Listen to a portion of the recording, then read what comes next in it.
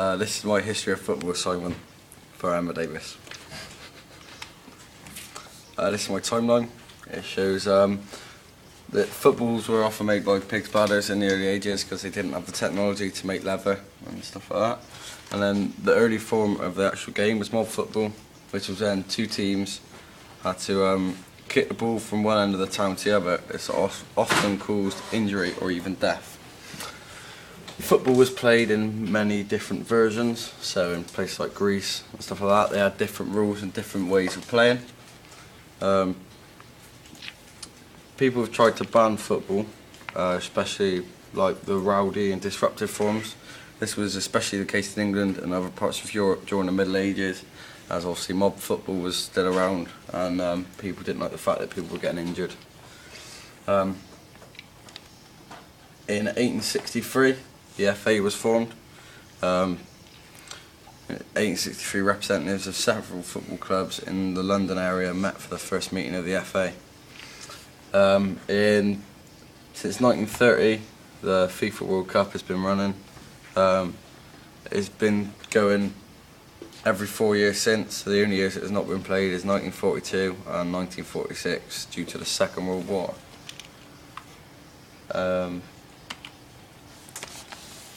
Here we have the football hierarchy. At the top is FIFA. They're at the top because they make all the rules and make sure that all the organisations are doing their job. Below them is UEFA, CONCACAF and CSF. They are the national organisations. They enforce the rules at continent level, to make sure that all the continents are following the same rules. Below them is like the national organisation, like the FA. So they make sure that the leagues and that are all following the same rules. Also there's UK Sport and Sport England, so they provide funding for youth tournaments, things like that, to make sure that football's more widespread and that people are playing a lot more sport. DCMS is the Department of the United Kingdom Government with responsibility for culture and sport. In England, the DCMS played a major role in the Olympic Games, making sure that the government policy is followed in broadcasting, film and music, fashion and design, and the National Lottery. The CCPR is the organisation for the national governing and representative bodies of sport and recreation in the UK. They use their voice to promote and protect and develop the interests of sport and other physical things. And under them is the Barclays Premiership, Empire Championship, Empire League 2, Empire League 1. They're sort of and the Football Conference, which are the professional leagues. Also under them is smaller leagues like the Gloucester County League and Bristol Premier Combination, who hold all the different teams and sort of make a league table.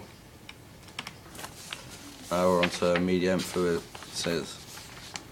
The television coverage of football has meant that football participation has grown massively, as people see things on TV and want to copy what they see, and if they see like a good player, they want to do what the good player is doing.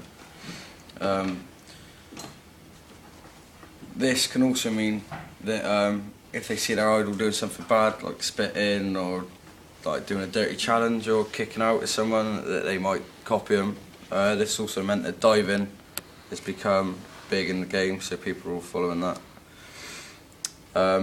This is why campaigns like Kick Racism Out of Football are around to show the public that racism isn't acceptable on a football pitch. This means that people can also see that that FIFA and other football associations want to make sure that footballers set a good example to the people who are watching. However, this can mean that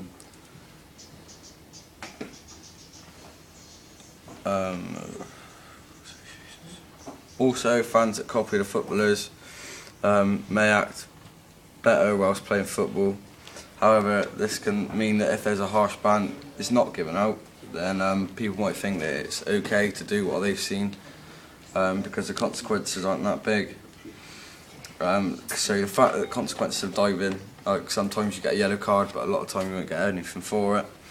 Means that in the amateur game there's a lot of diving because people think it's alright and that they can get away with it. I've got a video here. It's a short clip of professionals diving. So obviously, something like that, and then nothing was given to this player after that happened. There was no consequences to that. Now we're moving on to technology. So there's a wide range of technology in football. This ranges from the use of testing on balls, as we can see in the picture here, to linesmen and referees, as you can see on the pictures here. The use of humans as the authority on the pitch is good, as it means that something can be done, and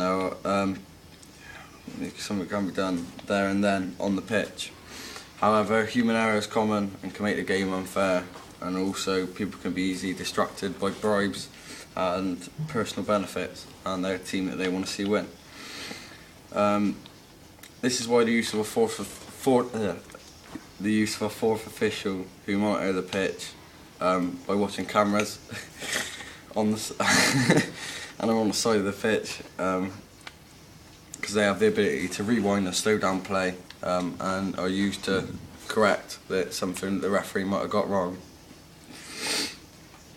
The main spotlight on football technology is on goal line technology. You can see here. This is because goals have been disallowed or allowed when they possibly shouldn't have been given.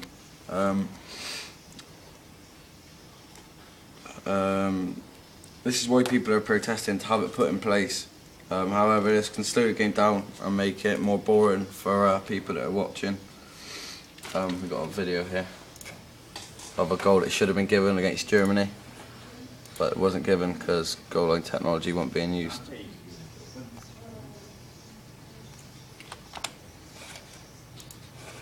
Also, football boots are the most tested piece of equipment, as they've been changed from, like, at the start they were just thick leather boots.